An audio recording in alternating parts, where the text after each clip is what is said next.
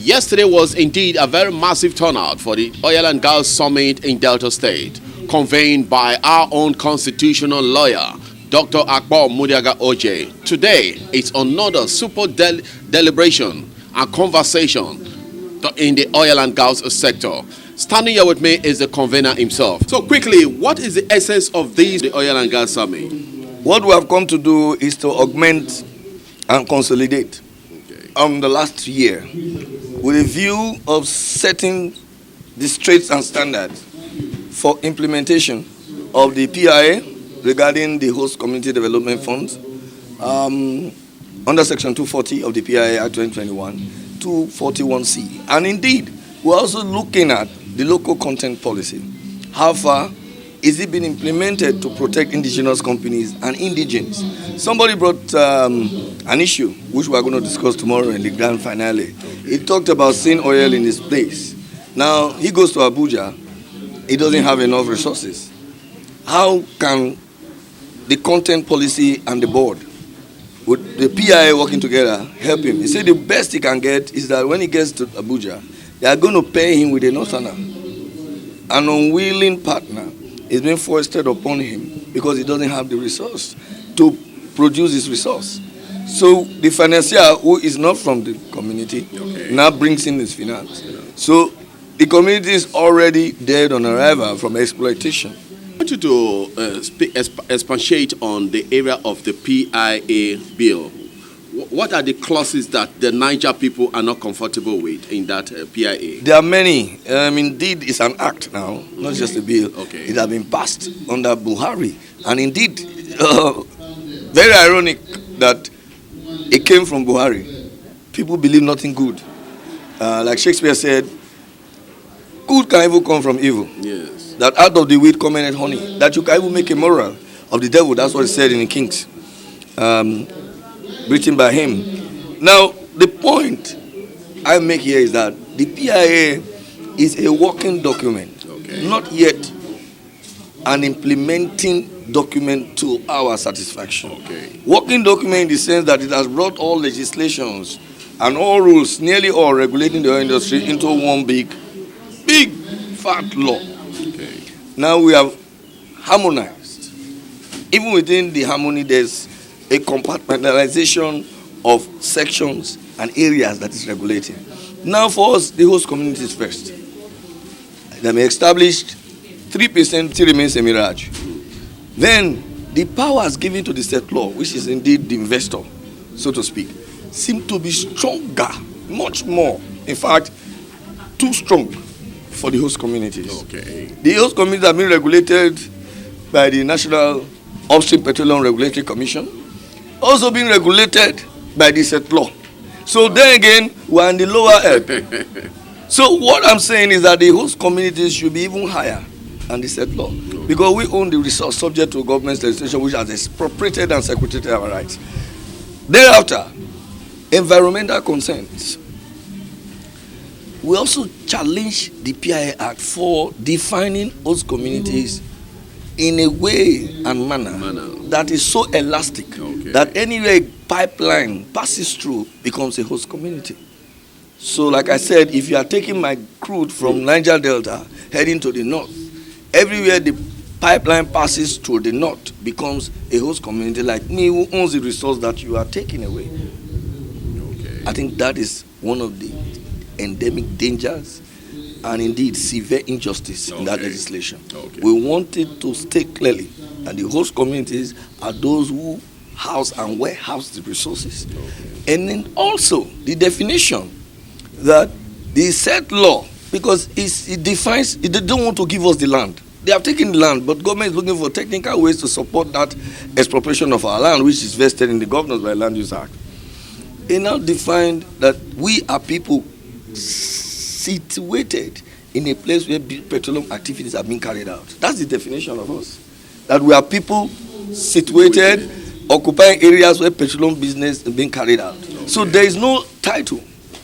We don't even have any interest. We are indeed just above trespassers. That's what the law is trying to tell us. So we believe that this can be rephrased. That we agree that these host communities own this land, subject to the Land Use Act, however. Not that we are just occupants, Okay. where they are carrying on petroleum business. And the profits of the Petroleum Corporation, 30% is to go for oil exploration in the Shell Basin. Why? Why spend 30% of profit of the corporation? Yeah, why don't you give it to us? That's exactly, those are part of the things. There's so much, but these are the ones I just want to hit for you to see that the act itself is just codified laws and recognize the local government for the first time, the host communities, directly from the federal. If not, it is not yet to rule at all. Quickly, we'll say, how is PANDEF? First, let me take you, how is PANDEF? PANDEF, of course, is the socio-political apex body of the Niger Delta people. Okay. PANDEF is in good standing. Okay.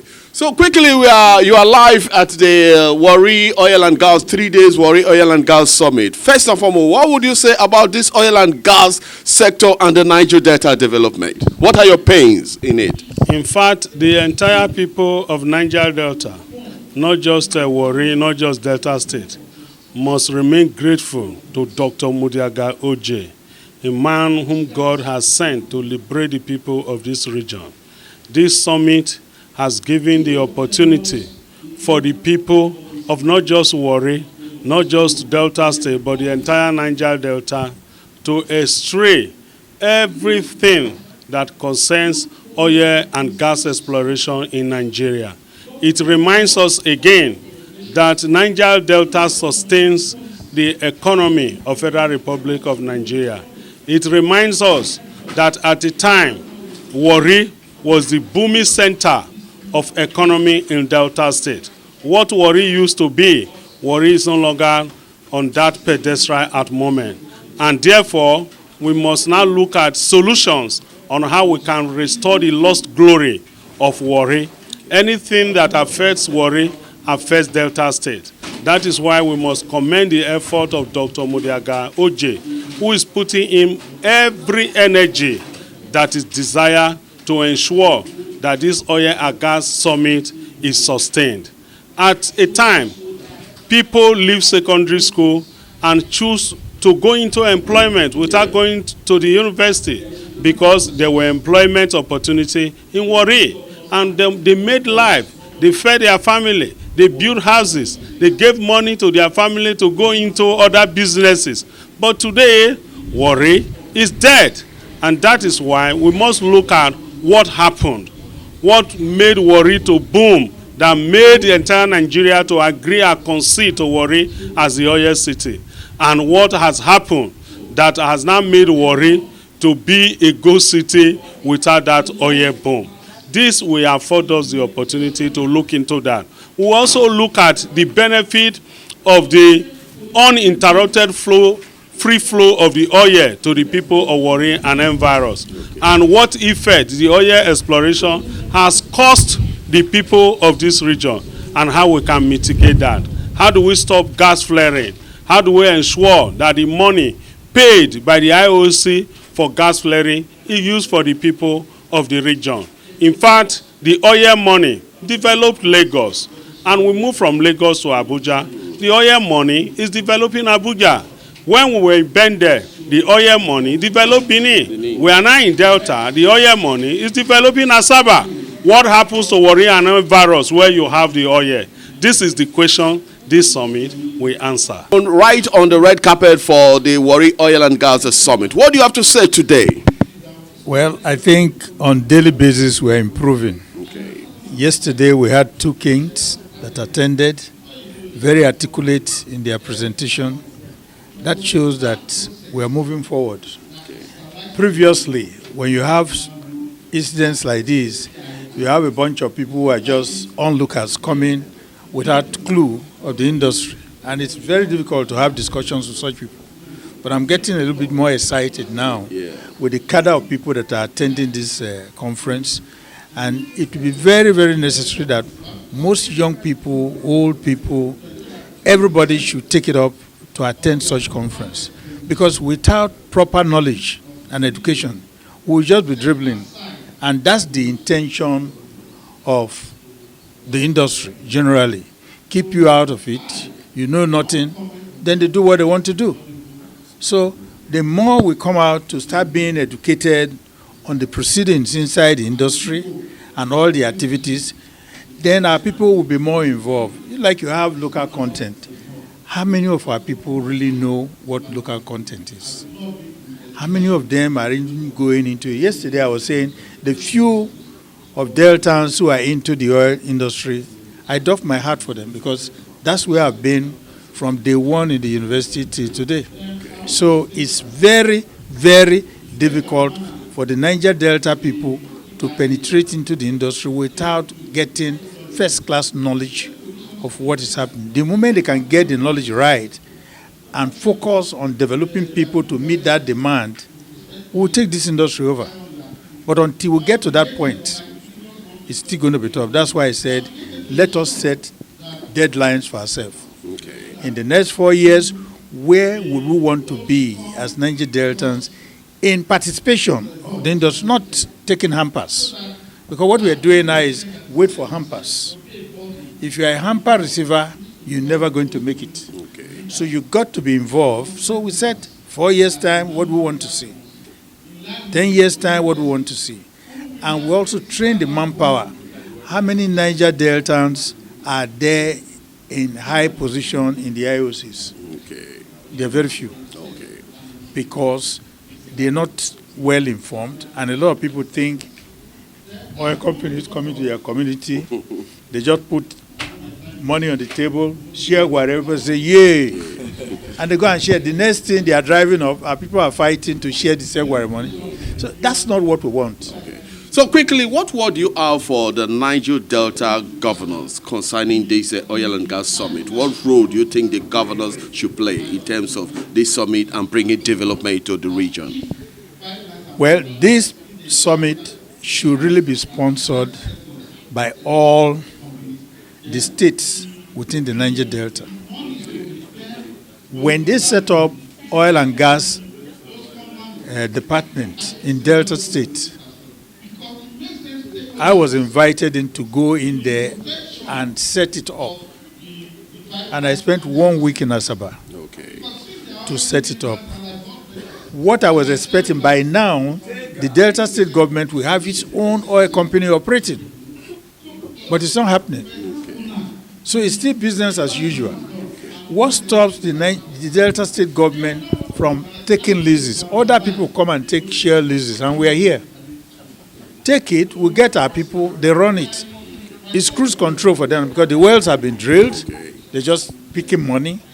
So all we need to do, we have gone out and acquired these fields also, get our people trained to run the place. You have employment for them. Yes. The government will have enough money rather than waiting for allocation. Yes. So these are some of the things we've missed.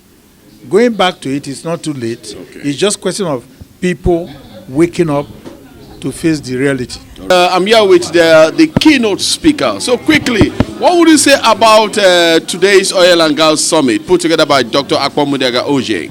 Well, it was a very good session that we had. Some of the issues highlighted has to do with the host communities and its relationship with the oil companies. In my presentation, I made it very clear that in truth, our people should not continuously look up to the oil companies as if they are the government. So much provisions have been made structurally and formally in terms of provision of funds. Those funds have been set aside to different agencies and organizations. So it's now left for us as a people to find a way to see how the purpose of setting up all those special funds are properly delivered. So what word do you have for our son, Dr. AKPO MUDIAGHA ODJE? How would you describe him as a person? Oh, of course, he has been doing this work over the years. So all we are doing now is just to keep on praying to God that God should give him the enabling environment. Enabling environment has to do with the resources, the time, and everything, so that he will remain focused on the cause. At the end of the day, we will certainly achieve all that we have been looking for. The PIA, a lot of people do not know the content. Okay. This is a very good opportunity for a lot of people, including me, to look at the details of the PIA and its workability. If it meets with what we from the Niger Delta actually have in mind. And if it does not, the areas that we need to work towards making sure, the areas should be corrected to meet with our own aspirations.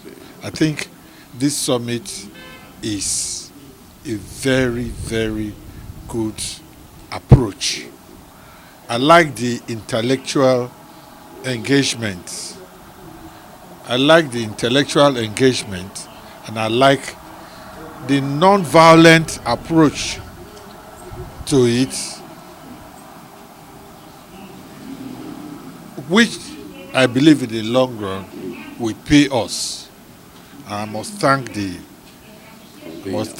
convener, one and only convener, Dr. AKPO MUDIAGHA ODJE. My number one all the time. Thank you so much. So quickly, what would you say about the Oil and Gas Summit going on now and able put together by your own brother, Dr. AKPO MUDIAGHA ODJE? What do you have to say concerning this summit? Yeah, man, that's a very great one, and we need continuity. That's a very great one to convene it here. And our problem always be implementation. Okay. You know, this is always a good talk. You know, this is resource control. Let's feel it in all our communities. You understand me? You know, this guy is doing a great work. And after this, if it gets to the table there, let those people there implement it. We want to see the impact in all the oil producing communities. This guy started as a super kid. and he's now a Superman. Yeah. We came all the way from the same community where we were growing up. We play soccer, we socialize and everything. The senior brother is my main man. Yeah. May his soul rest in peace. Yeah. All right, thank you so much. Yeah, God bless you, sir. This Oil and Gas Summit is being convened by our own son, the great son of the Niger Delta, Dr. AKPO MUDIAGHA ODJE. So how would you describe Dr. AKPO MUDIAGHA ODJE as a person? Well, he's been my childhood friend and a brother, a partner, and a very inspiring person also. As someone who wants to do something, trust me, he will do it to perfection, not just try to do it. Okay. So it's a beautiful experience having him as a brother and a friend. So today we have come to discuss again and rub minds and ruminate on the issues agitating our minds on the Niger Delta. As I welcome you, remember we are rotating within the axis of the PIA and the content policies. We are asking how multinational companies can be compelled through law and through our peaceful engagement to ensure that we get our recompense from the exploration and exploitation of our resources. We cannot be here when you say you give us 3% to develop our people, and you say we should set up board of trustees who are to manage our 3%. And if you look at it, the 3% is not a joke.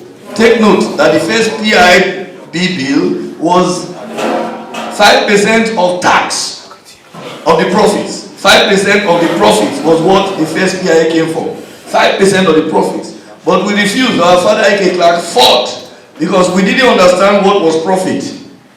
The oil companies, when they went to define profit, it means less exclusive tax, less this tax, less income tax, less. So the profit was getting less and less. Before you put 5%, there will be nothing.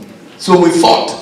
Now we got 3% of the annual budget, no longer profits. So now to calculate the annual budget is another problem. Then the board of trustees who are to administer these funds don't actually have the power to do so under the PIA. The set law, which is the companies, appear and still continue to have powers over the board of trustees. And they monitor their accounts as if they are students in a school. So You cannot monitor me when you are in my land and you are using my resources to develop me and you are monitoring me at the same time. So these are part of the issues we are going to look at. And I told you again that the issue of definition of host communities. In the PIA, the definition is so elastic that any community in Nigeria where pipeline passes through is a host community. So if you are taking my oil, which they do, the crude from the Niger Delta to Kaduna Refinery, everywhere the pipe passes through in the northern part of Nigeria becomes a host community like me. Do you see that? So these are issues we are going to look at. We are going to find out why is this so. And they refuse to define us as people who own the land. They define us as people who are carrying on business where petroleum activities are being explored. That's how they define us, that we are carrying on business there where they explore petroleum resources. So they didn't call you host community actually. Do you understand? So the settlor has more power than us because he has paid federal government and government has acquired. So they have a greater land title than you and I. And that's not true. So these are the issues we have to look into the law and carry this message so that we'll be able to challenge them and reconstruct ourselves. So it is when we come together and articulate ideas and make it a workable plan, it is then everybody can make it a drivable point. MUDIAGHA ODJE, I thank you, I commend your effort. Put me, nobody, in line with the 1999 Constitution, Orugbo will tell you very well, it is there for you to become, MUDIAGHA ODJE will tell you. In fact, my brother who just delivered lecture now will tell you, he's a lawyer, for you to become a minister in Federal Republic of Nigeria, you must present yourself to the National Assembly, the Red Chamber, in this case the Senate, to be screened. So the President of Federal Republic of Nigeria is elected to be a president. You cannot become a president and at the same time become a minister except you go to the National Assembly and present yourself for screening. We are not demanding in this forum from the federal government that the substantive Minister of Petroleum, Crude, and substantive Minister of Petroleum, Gas should be appointed from the oil producing community. Now, your oil, my gas, belongs to the entire Nigeria. But the gold that is found in Zamfara, in northern Nigeria, belongs to the northern. There is what we call Revenue Mobilization, Allocation and Fiscal Commission. They are saddled with the responsibility of sharing money accruable to the federation account, to federal government, state and local government. Ask them, how much do you have from solid mineral, from gold, on monthly basis to be shared? Zero. It is your oil and gas. So today, in this summit, we should resolve, and I hereby move, that for Nigeria to be on pedestal for development, we must return to true federalism. Because it is only true federalism that can develop Nigeria. Your oil, your gas will belong to the state, to the people who have it 100%. Then you pay percentage of it, maybe 20% to the federal government. And what will the federal government use it for? Federal government will use it for international diplomacy and protection of the territorial integrity. Can a governor in Nigeria today give instruction to the Inspector General of Police as to the Commissioner of Police as against instruction of Inspector General of Police? No. The answer is no. Because the state does not have their own security apparatus. However, we are from the oil producing communities. We must encourage the governors from South Nigeria to ensure that there's a regional security architecture, like you have in Southwest Amoteco. They can lay on that. The money you and I pay today from the oil producing community to the so-called kidnappers who are in the forest, or the herders who are in our forest, is more than local government allocation. If it doesn't happen near you, you may not know. There are some communities in the oil producing communities where some people can no longer access their farm land. NNPCL board, when it was constituted of recent, it was a man from northern Nigeria that is put there as the head of the chief executive of NNPCL. In fact, in Nigeria, it is universities from the southern Nigeria, such as University of Benin and the rest, that first took up courses in petroleum development, petroleum management, petroleum production. So when you talk of expertise in the oil industries, we have them in southern Nigeria. And we also have our people who have also worked in the oil industry, even though not compared to people from other regions. So today, let us call on Mr. President that NNPCL board should be dismantled, and somebody from the oil producing community, a man who bears the brunt of the oil production, should be the chief executive of NNPCL. In fact, I so move. This is very important point I want to mention. We have been advocating for the upward review of the 13% derivation, because that 13% is the minimum as enshrined in the Nigerian Constitution. We have been advocating for the upward review to about 25%. Even a magnanimous government can also say 20%, because the Constitution says minimum. So why are we taking the minimum? But the question again, people ask us, what have you done with the one given to you? Let us be sincere to ourselves. What stops us of entering a train from WARRI to Yanagwa, to Port Harcourt, to Uyo, and to Calabar? Our governors should ensure the judicious use of the 30%. The money does not belong to the individual who is sitting in the government house as a governor of the state. The money belongs to everybody, and there must be judicious use. We know the wage bill of the states in the oil producing states, and we know what we call running cost. Billions all these states receive, but in some states, I said some states, in some states, in the Niger Delta, we have not seen development equivalent to the money they receive every 4 weeks. We are now calling our governors in this summit that they should ensure judicious use in order to embark on speedy development of the oil producing community.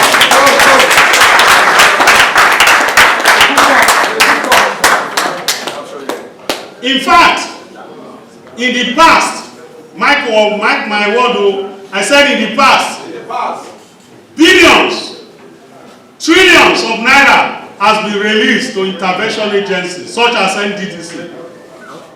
I want to put it on record that many past management of NDDC did not live up to expectation. NDDC is not meant for qualification projects. And in fact, some of the projects they did in 2023, you cannot even see in 2000 and many years, you cannot see them. MUDIAGHA constructed road for us in WARRI Market Road. The road is still there. When did the NDDC start? That the project they did after 2 years, subsequent management will do it again. Resurfacing of road, the same road, the same road. Is that not corruption? In fact, I am joining Wike to call on the federal government to release the forensic audit report of NTDC. And those that the forensic reports indict should be called to book. It will serve as a deterrent to others. Section 5 and 6 further clarified what constitutes a host community. And I quote, "An area of operation shall be a territory within the boundary of the area to which a license or a lease relates, and any area which hosts a licensee or lessee facilities used in upstream petroleum operation." I repeat, in upstream petroleum operations, in accordance with the provisions of Section 318 of this Act. So it makes specific reference to upstream operations and not downstream. A host community shall be as defined under Section 318 of the Act as, and I quote, "In determining host communities situated in or appertaining to shallow water and deep water areas of operation, the following criteria shall be used or shall apply. A littoral community to a deep water area of operation located along the Gulf of Guinea of the Nigerian shoreline up to about 500 meters inland, provided that such community is gazetted by the National Boundary Commission.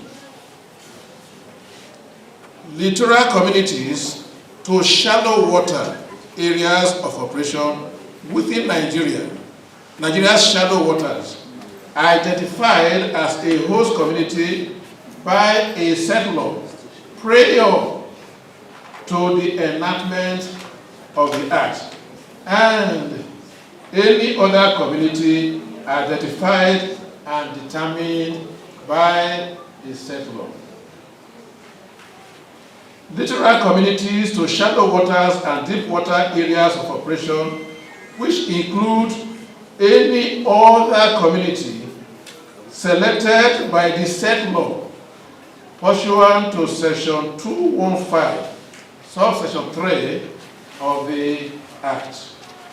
Just at the host community level, during the debate on the PIB, we struggled to isolate this gas flare penalty to be paid into a special fund managed solely by the host communities. Unfortunately, because of minor disagreement among us, we could not ensure that the host community association that has been the umbrella body fighting for this gas flare penalty in particular will not be formally included in the PIA.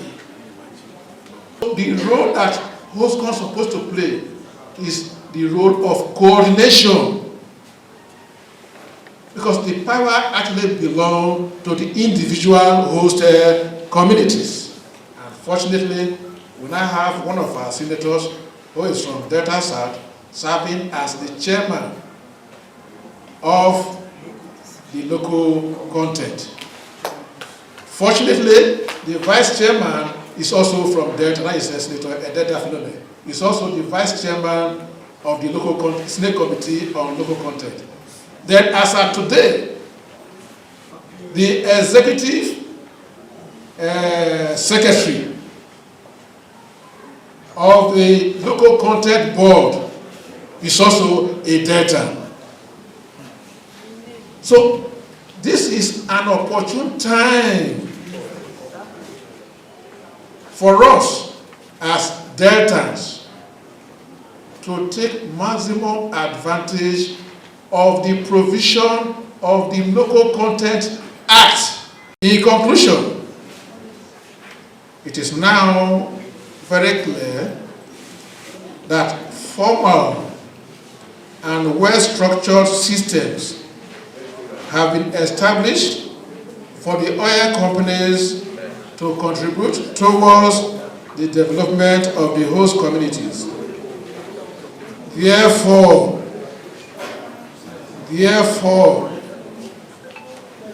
we should now focus more on how the various tiers of government can live up to their obligations.